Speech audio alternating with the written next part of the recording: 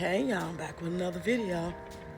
Yeah, I'm out here waiting on Malachi and Kyla getting tested, so it's gonna be a while. So I said, let me walk around. But before I left the building, I was scrolling and I seen Peach live, right?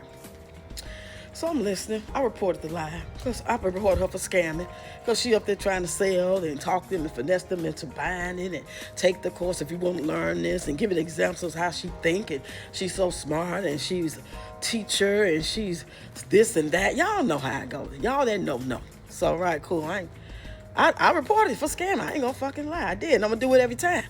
And then as time go on, I guess she was reading the comments because I wasn't looking at the comments. I wasn't even looking at the screen on my phone. I was kind of maneuvering around doing things in my purse.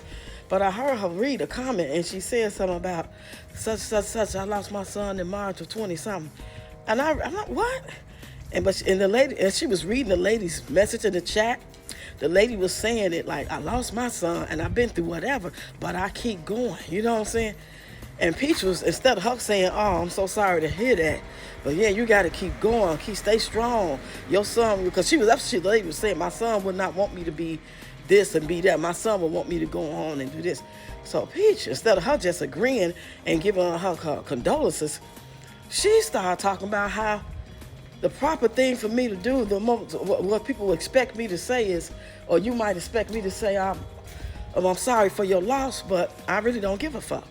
And that's how it is. And the poor people gonna get in the comments and you can tell who the poor motherfuckers is. That's what she was saying. These are literally her words, but I'm paraphrasing. But she literally used those words.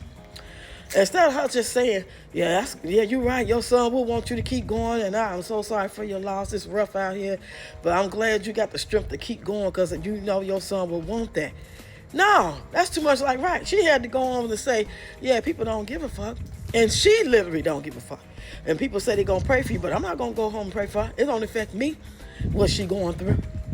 That ain't the first time she done said that. This is shit that she be saying.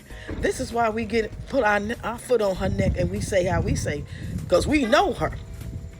She showed the people that really been watching her time and time again who she is, and people in the fucking comments had the nerve to be talking about she ain't saying that for herself, she just saying how the world. No, it's not. No, the fuck she wasn't. She was saying people in the world don't give a fuck, and she said I don't give a fuck. She separated the two.